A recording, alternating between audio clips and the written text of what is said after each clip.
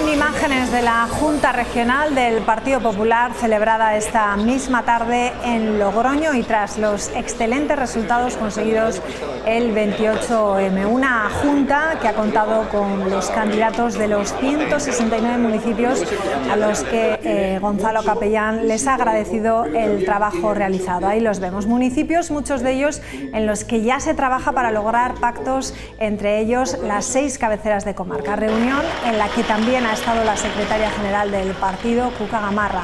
La secretaria ha criticado el adelanto electoral y el tono que está adquiriendo Pedro Sánchez.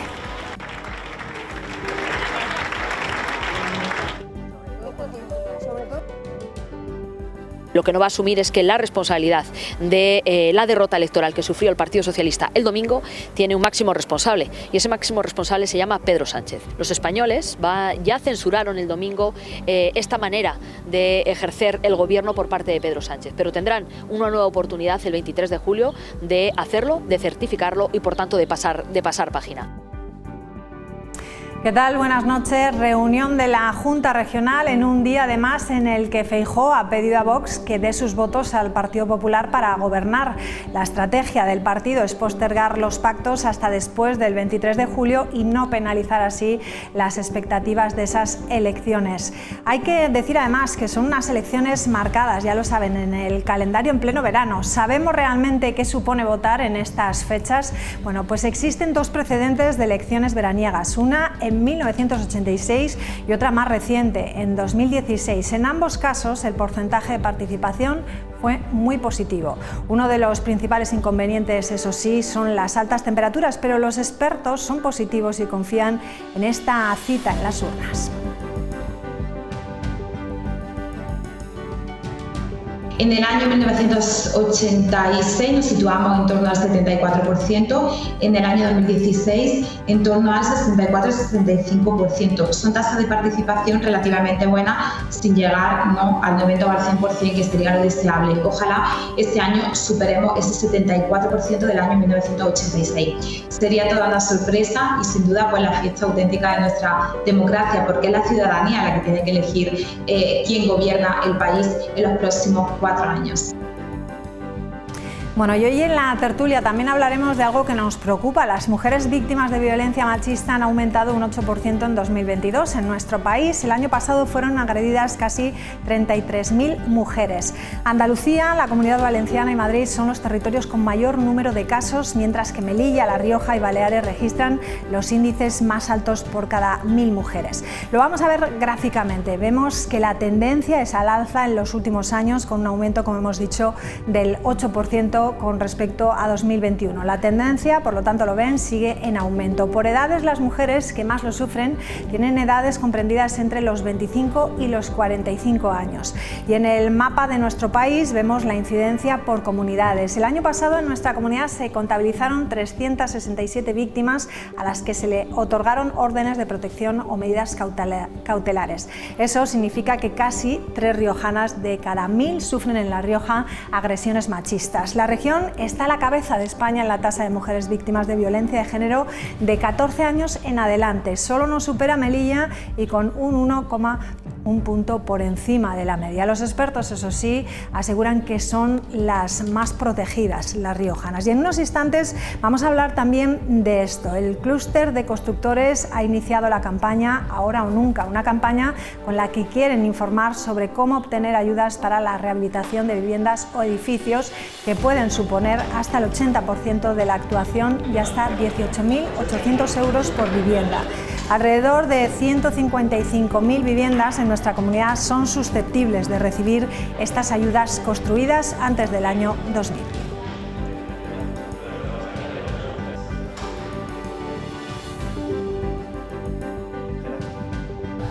Son unas ayudas inéditas, tanto por el importe, que alcanza hasta un total de 18.800 euros por vivienda, que puede suponer hasta un 80% de la inversión total, y también son inéditas por el nivel de exigencia de eficiencia energética que interponen para conseguirlas, que hasta un 60% de ahorro energético.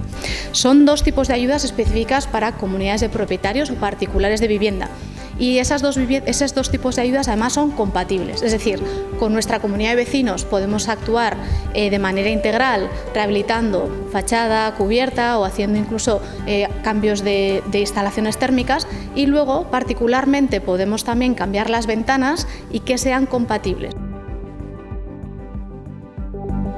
Bueno, pues le vamos a dar la bienvenida a Marta Epelde, directora general de ARIC. ¿Qué tal? Buenas noches. Muy buenas noches, encantada. Gracias. Bueno, hablamos de la construcción sostenible que ha ganado importancia en Europa en los últimos años. El objetivo, reducir lo que es el consumo de energía y minimizar el impacto ambiental. ¿Podemos decir que ha dejado de ser una tendencia y que es una realidad, que ya está ahí y que todo va en esa línea? Efectivamente, de alguna manera desde Europa llevan muchos años impulsando para que la eficiencia energética pasara a ser una realidad, y estamos ya en ese momento en el que ya la eficiencia energética es parte de todo tipo de ayudas, de todo tipo de públicos, y de alguna manera ya estamos en ese punto en el que pasamos de inversiones de alguna manera todavía muy ficticias a ya ayudas concretas, además para múltiples sectores.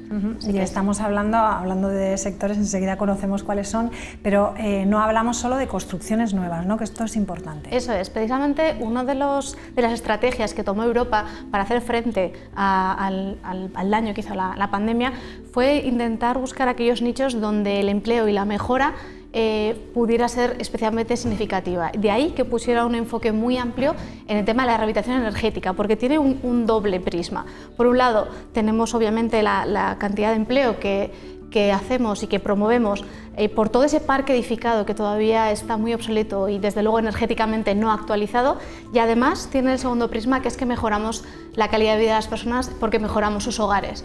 Entonces Europa tuvo claro que era un nicho de mercado importante, y además energéticamente somos mucho más sostenibles de cara a cambio climático, pero también mejoramos la vida de las personas. Bueno, entonces, ¿quiénes son esos destinatarios de esas ayudas europeas? Pues precisamente varios ámbitos.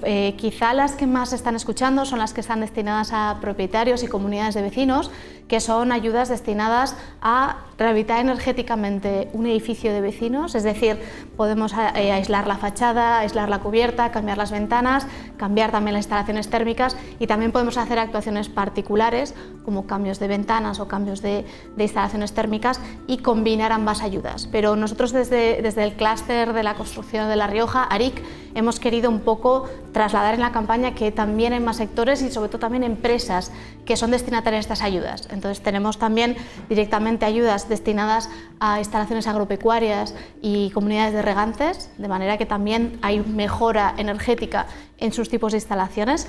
También tenemos una dedicada específicamente a empresas turísticas, de cara a que sus edificios también sean energéticamente mucho más eficientes, y luego también hay unas destinadas específicamente al autoconsumo, es decir, a cómo hacer que los edificios puedan autoabastecerse de energía, y también a las instalaciones térmicas, todo lo que tenga que ver con calefacciones, etcétera, etcétera. Entonces, de alguna manera queríamos con esta campaña abrir que no solo estamos hablando de comunidades de vecinos, sino también empresas turísticas, agropecuarias, y que hay mucho de eficiencia energética hoy en día disponible. ¿Y cuál es el primer miedo, podríamos decir, que se encuentra pues ese particular, esas comunidades de vecinos o esos sectores turísticos o agropecuarios? ¿Cuáles son los miedos? Me imagino que uno principalmente será el coste, y otro toda la burocracia que hay detrás, ¿no? Sí, desde luego hay aciertas de lleno, porque desde luego de alguna manera todo el mundo tenemos como esa doble vertiente. Por un lado, un poco el desconocimiento, hacer obras, ¿no? Un poco como toda esa a veces incertidumbre, ¿no? que provoca ese cómo arranco, ¿no? Una obra o una actuación, y luego también que es verdad que todo lo que tenga que ver con documentación, gestión electrónica, un montón de papeleo que a veces mucha gente no sabe ni por dónde empezar, ¿no? Entonces, de alguna manera, con la campaña lo que queríamos es un poco facilitar, por eso contamos con empresas socias que de alguna manera se prestan a hacer estos servicios. La ARIC lo que hace es aglutinar a esas empresas y que ellos presten esos servicios integrales en los que pueden ayudar a gestionar las ayudas, pero también se encargan del proyecto arquitectónico, de la obra, de gestiones, etcétera. Entonces, de ahí de alguna manera nos vimos un poco como la necesidad, ¿no? De ponernos delante, de ayudar a dinamizar, porque curiosamente nuestro clúster ARIC ha sido creado específicamente por empresas especialistas en eficiencia energética. Entonces nos vimos con un montón de ayudas disponibles, con poca dinamización de las mismas, y nos vimos un poco casi en la obligación de decir vamos a tirar de ello porque nuestras empresas saben hacer los ahorros energéticos y además a muy alto nivel. Entonces tenía todo el sentido que nos pusiéramos sobre la mesa. ¿Y cuál es la novedad que hay con respecto a otras ayudas que pueda haber parecidas, ¿no? Sí. ¿Cuál es la diferencia? Es verdad que este tipo de ayudas a la rehabilitación energética han venido siendo más o menos habituales en los últimos años. Las diferencias son las cuantías económicas, se llega a cuantías mucho más importantes en cuanto a las inversiones, y quizá la más destacada es que se vincula la cuantía económica que nos dan de subvención al ahorro energético conseguido. Es decir, nos marcan un mínimo de un 30% de ahorro energético, y con eso, por ejemplo, a nivel edificio aportarían unos 6.300 euros a cada vecino. Pero si en vez de en el 30% nos quedamos o vamos hacia el 60% o más de ahorro energético, el importe sube hasta 18.800 euros. Por tanto, es muy distinta, se triplican por 3 las cantidades en función del ahorro energético. Y dado que nuestras empresas son especialistas incluso en irse a 80% de ahorro energético, pues bueno, de alguna manera sabemos que son empresas que, si las comunidades de vecinos quieren ir a ese ahorro máximo, van a poder dar esa respuesta. Estas ayudas salieron en junio del año pasado, en junio de 2022, concluyen en noviembre de este año. ¿A qué se debe que haya habido tan pocas solicitudes? Es verdad que al final, de alguna manera, ha costado un poco poner en marcha los mecanismos. Pues al final eran ayudas que venían de Europa, ha costado un poco transponerlas al Estado y luego del Estado a las comunidades autónomas. Por tanto, ha habido ahí una pequeña ralentización en cuanto a cómo se tramitaban y entonces luego yo creo que también ahí ha habido una pequeña retardo en dinamizarlas y en que se pusieran en marcha. De ahí un poco nuestra urgencia de decir, venga, vamos a aprovecharlas. También hay que destacar que las que se terminan en noviembre son las que están destinadas a comunidades de vecinos, pero las otras, las de regantes, las de autoconsumo, algunas están expuestas hasta final de año o incluso algunas hasta 2024. Entonces, bueno, algunos tienen que correr más y otros van a tener un poquito más de margen. Nos ha llamado también la atención en esa rueda de prensa, ustedes han dicho que han hecho un estudio de La Rioja, ¿no?, para ver qué viviendas son susceptibles para poder pedir estas ayudas. Eso es. De alguna manera, eso fue quizá, como decía, desde Europa, donde ellos vieron un foco importante, ¿no? Porque al final son susceptibles las ayudas todos los edificios que tengan más de 20 años, es decir, más o menos los que están construidos antes de 2001. Por tanto, el volumen de viviendas anteriores a 2001 en La Rioja es de 155.000. Entonces, ese es un poco el gran nicho de mejora energética. Tenemos prácticamente el 80% de nuestro parque edificado construido antes de 2001, con lo cual energéticamente es muy deficiente. Si de alguna manera Europa lo que ha pretendido es decir, ¿dónde podemos atacar de una manera más eficaz esa rebaja energética muy importante? En los edificios existentes. Y en La Rioja y prácticamente a nivel estatal suponen el 80% del parque edificado todos los que pueden obtener estas ayudas. ¿Y cuáles son los desafíos que se encuentran a la hora de introducir esas energías renovables en una ciudad, por ejemplo, como Logroño? Los desafíos, de alguna manera, vienen determinados porque lo que han pedido desde Europa, por ejemplo, es que las energías renovables dejen de ser fósiles. Entonces, lo que Europa ha sido ya es muy ambiciosa. Nos pide ahorros energéticos muy importantes para empezar a concedernos las ayudas y además nos pide que descarbonicemos el parque edificado. Con lo cual, tenemos que cambiar de sistemas, tenemos que dejar de pensar en las calderas de gas, tenemos que empezar a pensar en otro tipo de tecnologías, de autoconsumo, de energías renovables, bombas de calor, etc. Entonces, de alguna manera la tecnología cambia. Y luego también, bueno, pues todo lo que tiene que ver con la rehabilitación energética, la verdad es que es algo que hasta ahora no había tenido mucho impulso. Aislar las fachadas, hacer actuaciones integrales. Cuanto más integral hagamos la actuación, más vamos a ahorrar. Es decir, un simple cambio de ventanas hace un ahorro energético muy pequeñito. Cuando queremos aspirar a esas ayudas importantes que nos ofrecen las ayudas, tenemos que ser ambiciosos y tenemos que hacer actuaciones integrales. Aislar el tejado, aislar las fachadas, actuar en las instalaciones. Entonces, de alguna manera, ese es un poco los cambios que hasta ahora quizá no teníamos en la cabeza, ¿no? En casa quizá cambiábamos una caldera y cambiábamos unas ventanas y poquito más. Esto está pensado para que seamos ambiciosos. Yo siempre pongo un ejemplo que cuando hablo de esto, una vez en Londres, hace muchos años ya, nos llevan mucho adelanto, era pleno enero y en el edificio no existía calefacción y yo no pasé más calor, vamos, que parecía verano y dije, ¿cómo es posible, no, que estando aquí en Londres, que hacía un frío horroroso en la calle, dentro de la vivienda, de todo el edificio, no había nada de calefacción. Efectivamente, precisamente esos son sistemas o estándares energéticos de muy alta eficiencia, que son los que permiten estas actuaciones tan drásticas de ahorro de energía. Precisamente el clúster, como te decía, nació porque algunas de las empresas radicadas aquí en La Rioja, del sector de la construcción, son especialistas en uno de esos estándares, que se llama estándar Passive House. Es un estándar que permite ahorros ya no del 60%, del 80 y 90% de energía.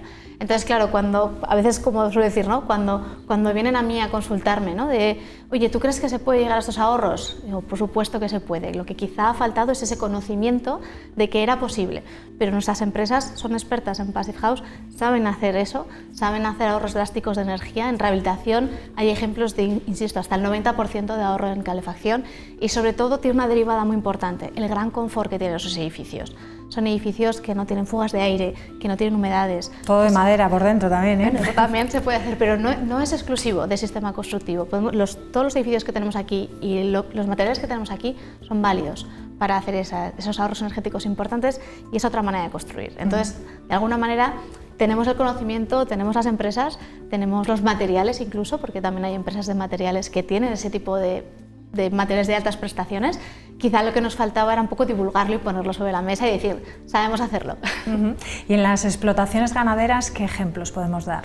Las explotaciones ganaderas es interesante porque han marcado varios aspectos. Por un lado, podemos irnos a todo el tema de regadío, porque al final allí hay bastantes sistemas que requieren de bombeos, de consumo de energía para poner en marcha todos esos aspectos. Entonces, todo lo que tenga que ver con bombas, con sistemas de propulsión, todo eso está contemplado dentro de las ayudas. Y luego también todos aquellos sistemas energéticos, es decir, todo tipo de sistema que requiera algún tipo de energía térmica, es decir, calderas, bombas de calor, todo lo que tenga que ver con energía, todo lo que consuma energía dentro de una instalación es susceptible de ser revisado y de que pueda también ser incluido en las ayudas, porque al final las instalaciones tienen elementos productivos que tienen mucho consumo energético.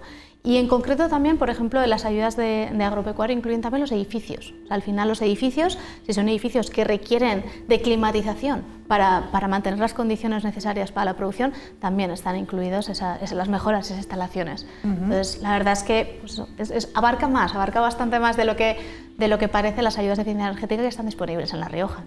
Cuando hablamos del sector turístico, en este caso también es más orientado a lo mejor en la iluminación, en el consumo energético de los hoteles, restaurantes. Sí, han hecho de nuevo otra vez unas ayudas bastante extensas. Sí que es verdad que al final la iluminación es una actuación relativamente sencilla y que siempre ha estado un poco incluida en esas mejoras energéticas sencillas que podemos llevar a cabo, pero es verdad que en eficiencia energética de hoteles o de instalaciones turísticas tenemos también muchísimo consumo energético en calefacción. Al final el clima que tenemos aquí, tanto en calefacción como en refrigeración, entonces todo lo que tenga que ver con aislar el edificio y mejorar sus instalaciones térmicas también está incluido. Entonces, ahí se parece un poco al tipo de intervenciones a nivel edificio de vecinos. Al final es mejorar el conjunto del edificio para que en sí consuma mucha menos energía. ¿Y qué plazos?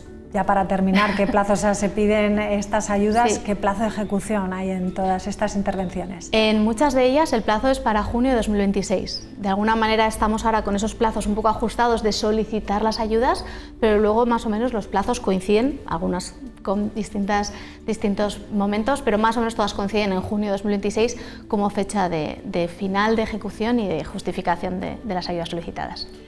Bueno, pues nos ha quedado claro, hay una oportunidad, como dice la campaña, ¿no? Ahora o nunca. Sí. No sé si es por ahora, por esas ayudas que se nos van a escapar, si no, o por lo difícil que es, ¿no? Que nos ayudan ustedes ahora a pedirlas. Sí, bueno, al final el ahora o nunca nunca ha habido un paquete tan importante de ayudas, nunca ha estado tan vinculado al ahorro energético, algo que sabemos muy bien hacer desde las empresas del clúster, y nunca ha habido tanta variedad. De alguna manera eran como mucho más puntuales. Esta vez hemos detectado hasta 6 tipos de ayudas distintas relacionadas con la eficiencia energética, y de alguna manera era ponerlo sobre la mesa y que comunidades de vecinos, pero también empresas y propietarios de instalaciones agropecuarias pudieran de alguna manera saber que existe todo ese paquete de eficiencia energética disponible. Pues Marta Epelde, muchísimas gracias por estar con nosotros y bueno, acercarnos un poquito a este mundo que, como decimos, ha dejado de ser tendencia, sí, y ya es lo que nos queda, el presente y el futuro. Gracias. Muchísimas gracias a vosotros. Pues nos vamos a publicidad, volvemos en unos minutos. Hasta ahora.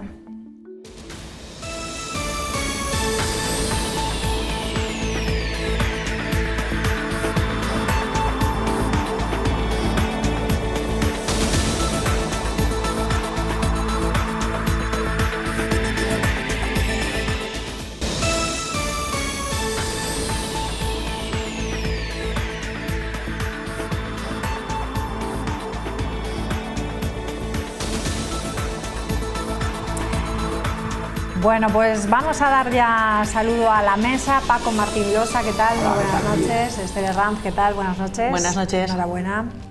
Y también Chuchi Hernández, ¿qué tal? Buenas noches. Hola, muy buenas noches. Bueno, vamos a hablar un poco de la situación, porque aquí cada vez que pasan las horas va cambiando el panorama político de cara también a esas elecciones. Vamos a empezar con unas imágenes. Hemos visto al principio del programa, ayer veíamos a Feijóo en Madrid, hoy vemos a Capellán aquí en Logroño reunirse con los suyos, con los candidatos en esa junta regional que el Partido Popular ha celebrado esta misma tarde en la capital, tras los excelentes resultados que han obtenido en el 28M. Una junta que ha contado, pues eso, con los candidatos de los 169 municipios a los que Capellán les ha agradecido el trabajo que han realizado. Municipios, muchos de ellos en los que ya se trabaja para lograr pactos, entre ellos las 6 cabeceras de comarca. Reunión en la que también ha estado, ahí la vemos, la secretaria general del partido, Cuca Gamarra. La secretaria ha criticado el adelanto electoral y el tono que está adquiriendo Pedro Sánchez.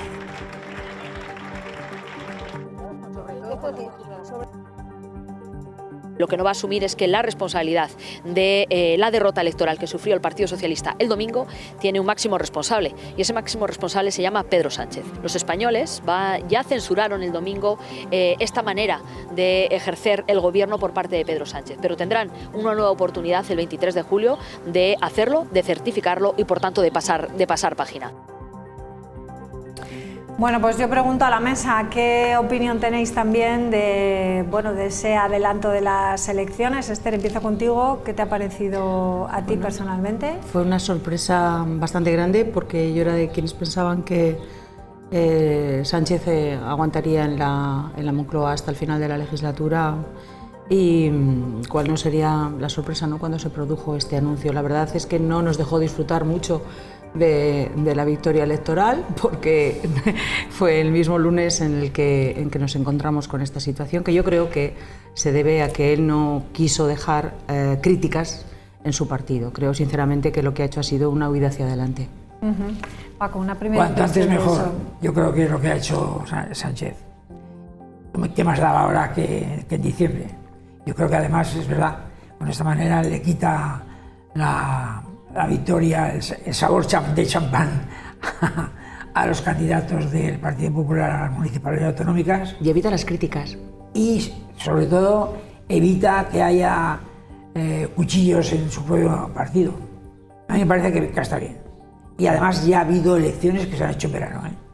Desde luego sorpresivo, porque si de algo nos ha reiterado Pedro Sánchez, el presidente del gobierno, es que iba a agotar la legislatura una vez y otra. Lo ha repetido continuamente.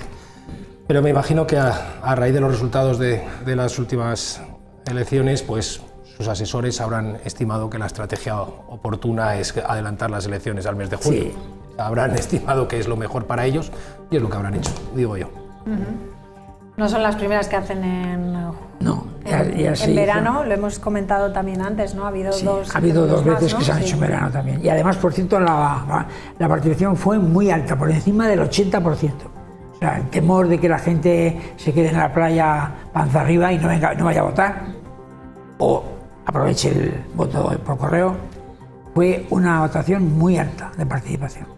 Bueno, vamos a escuchar, ahora que estamos hablando de Pedro Sánchez, vamos a explicar qué tono, y a lo que se refería Cuca Gamarra, el tono que estaba adquiriendo Sánchez en esta campaña. Ayer repitió en varias ocasiones, hablaba de la derecha extrema y de la extrema derecha, lo ha dicho ya en varias ocasiones. Vamos a escucharle.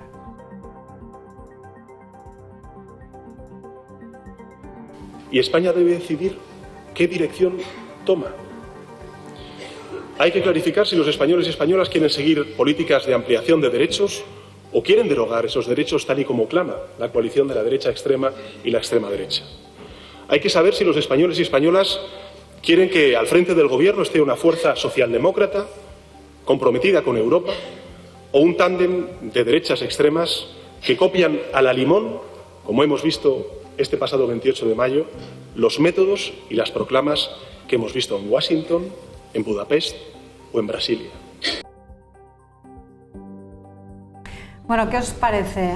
Yo tengo que decir que Feijóo hoy ha dicho que comparaba al PSOE con Podemos. O sea, tenemos a Pedro Sánchez, ¿no?, hablando de la extrema derecha, y a Feijóo pues relacionando y uniendo a Podemos, ¿no? ¿Qué os parece? Hombre, después de tener a 8 millones de votantes, si lo que quiere decir el señor Sánchez es que en España hay 8 millones de personas de extrema derecha, bueno, pues me parece un absurdo. Personalmente pienso que es un absurdo. Luego decir del Partido Popular, el Partido Popular es un partido de centro reformista y en el que es una casa grande en la que caben muchas corrientes de opinión, no hay un pensamiento único, y eso yo creo que es la grandeza del Partido Popular. Quizás en otros partidos, como por ejemplo el Partido Socialista, solamente se hace lo que dice el señor Sánchez. Y entonces sí que eso es una dictadura de verdad, y eso sí que es un fascismo de verdad, ¿no? Y respecto a Podemos y a la izquierda, él ha estado gobernando con un partido, él, que se supone que es un partido de izquierda moderada, se ha convertido en un extremista, lo hemos visto, cómo ha gobernado a golpe de decreto ley durante meses y meses y meses. Y yo creo sinceramente que no está para dar lecciones de democracia a nadie, y que estas tonterías que hace ahora pues es para calentar el ánimo de todos aquellos que están allí y que se juegan ahora su puesto en el Congreso y en el Senado. No, ya no estarán. No, ya no estarán. Bueno, algunos de ellos repetirán, sí, pero bien, todas esas personas que están ahí son miembros de su partido, son diputados y senadores de su partido, y lo que quiere es arengar a las huestes para la batalla, ¿no?, para la batalla electoral, y entra dentro de ese esquema. Personalmente a mí no me insulta, porque no creo que se refiera a mí cuando habla de extremos, ni a mi partido. Así que puede seguir diciendo lo que quiera, porque está ya en modo electoral. No ha hecho el clic después de la jornada del domingo, y está todavía en modo campaña. Pues nada, que diga lo que le parezca, pero vamos, creo que los españoles son bastante más razonables que esa sentencia que él ha dicho. Habéis tenido suerte los del PP, que no os ha llamado fachas. O sea, ha dicho... Aunque lo piensa. Bueno, seguro. Bueno, lo acabará diciendo en la campaña, eso por supuesto. Hombre, decir un partido socialdemócrata, pues sería el partido socialdemócrata de Felipe González, pero de Pedro Sánchez, pues es una quimera, sí. Comprenderemos. Por sus actos los conoceréis, efectivamente. O sea, hoy la socialdemocracia, aunque él lo diga, no ha salido ningún libro de socialdemocracia, que no tiene nada que ver con el gobierno que ha hecho, con los socios y con las actuaciones que ha hecho el gobierno. Y claro, pues mira, luego los electores, en la hora de las urnas, en esta primera vuelta, municipales y autonómicas, se la han hecho pagar. Luego viene la segunda. Yo creo que este escenario en el que nos vemos abocados cada vez que hay, o muchas de las veces que hay unas elecciones, sean en el ámbito que sean generales, autonómicas o locales, es un problema del que deberían ponerse de acuerdo y solucionar los dos grandes partidos con posibilidad de gobernar en este país. Al final hay dos partidos en este país que tienen posibilidades de gobernar y deberían tener la obligación de ponerse de acuerdo para que el más votado o con una segunda vuelta se pudiese elegir al gobierno de este país, un gobierno autonómico o de lo que sea, porque evitaría todos estos pactos que lo critican unos y critican otros, porque el presidente del gobierno tampoco es ningún ejemplo a la hora de pactar con nadie, ¿no? Y a mí me parece que sería una buena cosa que tanto unos como otros se empezasen a sentar y en estas grandes cuestiones de Estado se empezasen a poner de acuerdo de una vez, que es lo que necesitamos muchas veces en este país para muchas cosas. En el pasado ha habido acuerdos. Quiero decir que el que dijo no es no es el señor Sánchez. Sí, no lo discuto, sí, desde luego. Quiero decir que con una eso. Persona que dice eso es muy difícil pactar o negociar. ¿Que eso sería lo ideal? Desde luego. Estamos abocados... Y desde luego, en un marco democrático es lo deseable, pero con una persona que gobierna contra, no para, gobierna contra alguien. Pues hombre, es un punto de partida un poco difícil para el acuerdo y para la negociación. Pero es verdad que hay grandes temas de Estado que sí que deben de pactar, sí que deben de hablarse.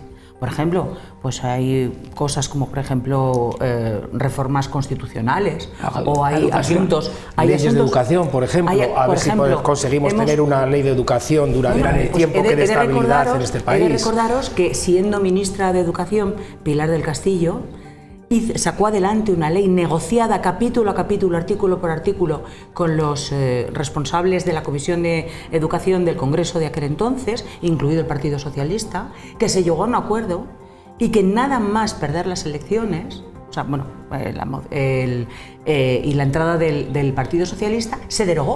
O sea, ¿para qué te estás 2 años negociando si en el momento que van a entrar van a derogar una ley que se ha negociado y pactado? Eso ha pasado en un sentido y en el otro. O sea, también cuando ha entrado el otro partido también ha derogado leyes, no, reformas pero laborales. Yo te estoy hablando de un tema como el que habéis sacado de educación, que es importante.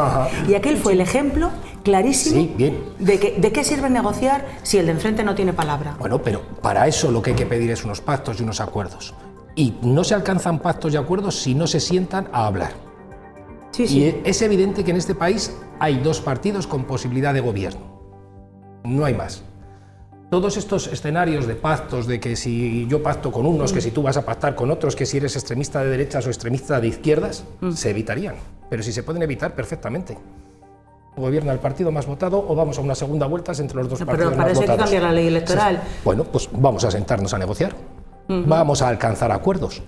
Si es lo más sencillo. No es nada más efectivo. Si es lo más sencillo.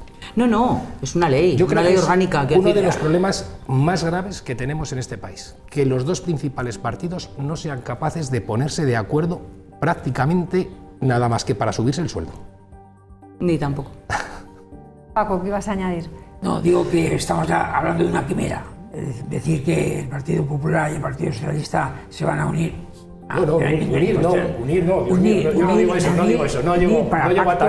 Unir para pactos de Estado. Además, cada día peor. Lo digo sinceramente.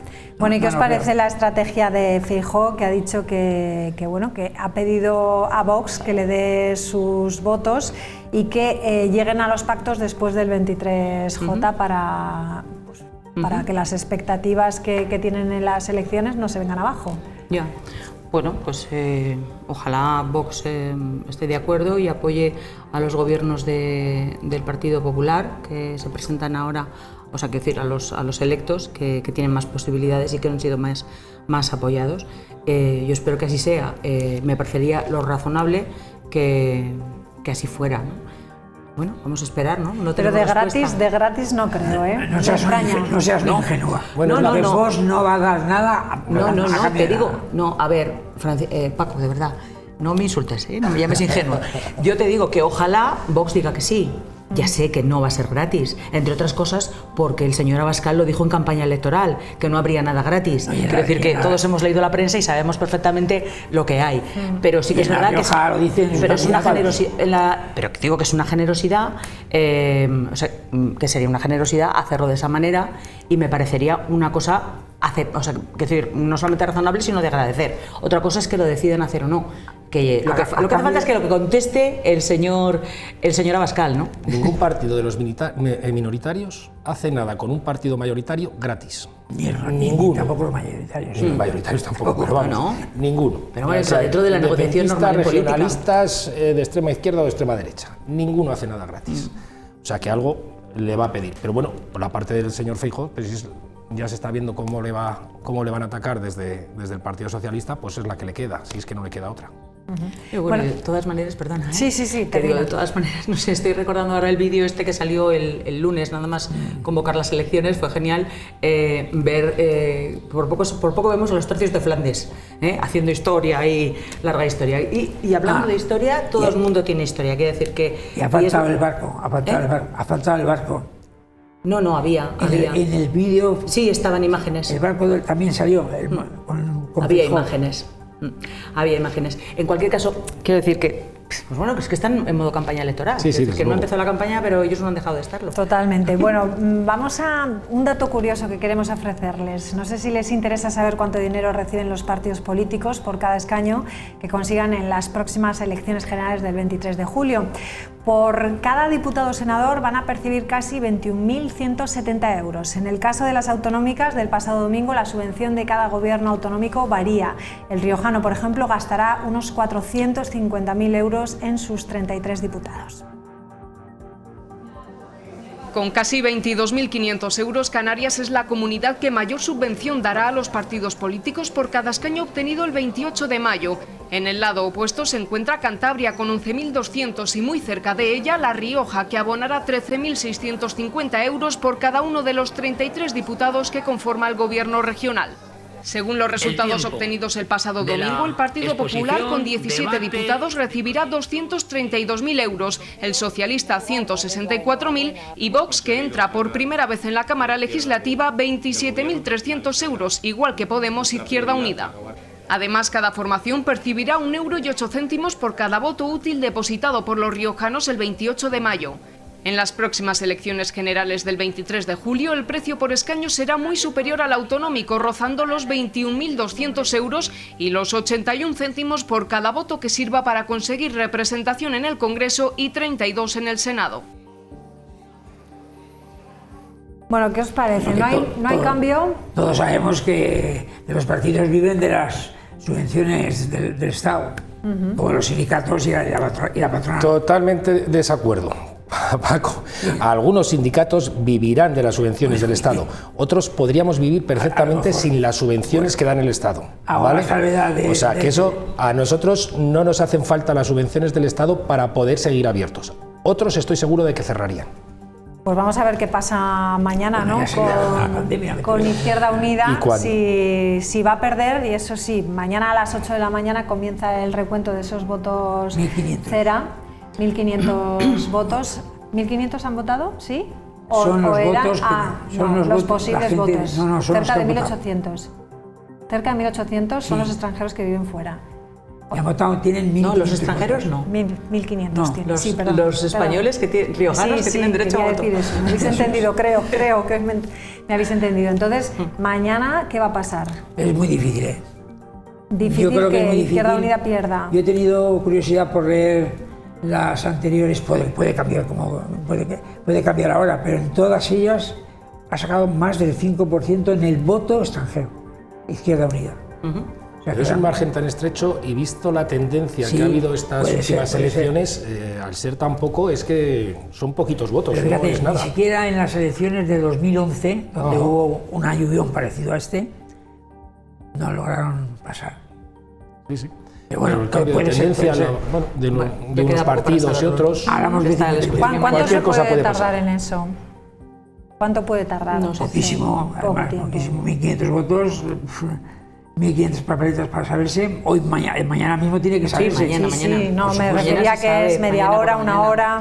No lo sé. No he estado nunca en una mesa electoral, no sé lo que cuesta el recuento.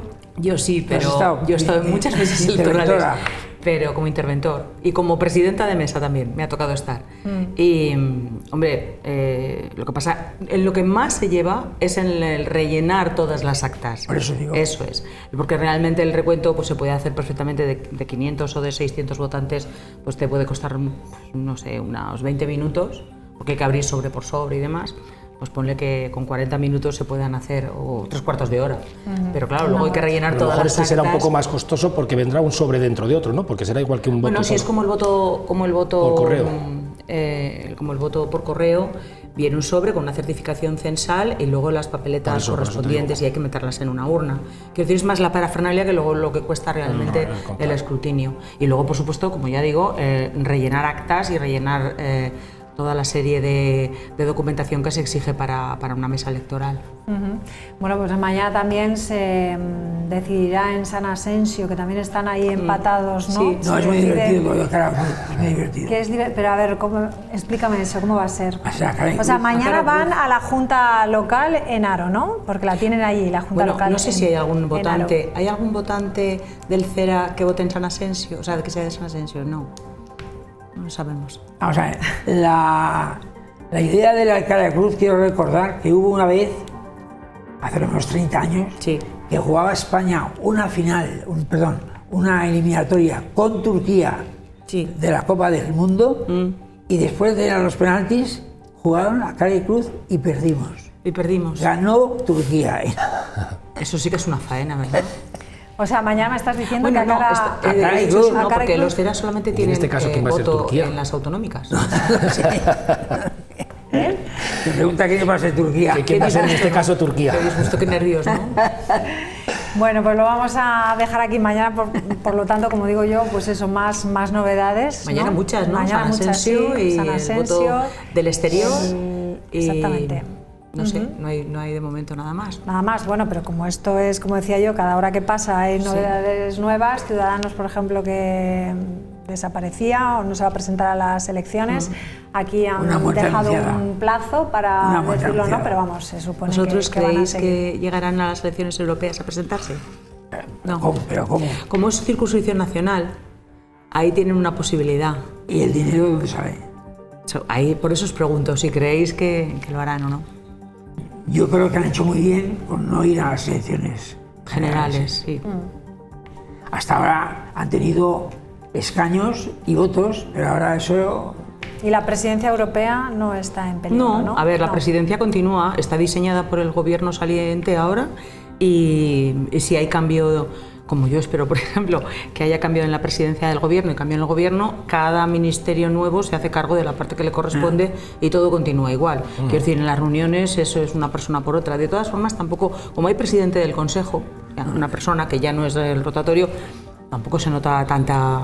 Es decir, no hay un vacío en ningún momento. Además, no sé si recordarás, hubo ya una vez con Finlandia, que también había dimitido la primera ministra, y le tocaba la presidencia y no pasa nada. No pasa nada, es decir, realmente son las reuniones o los actos que se hayan organizado.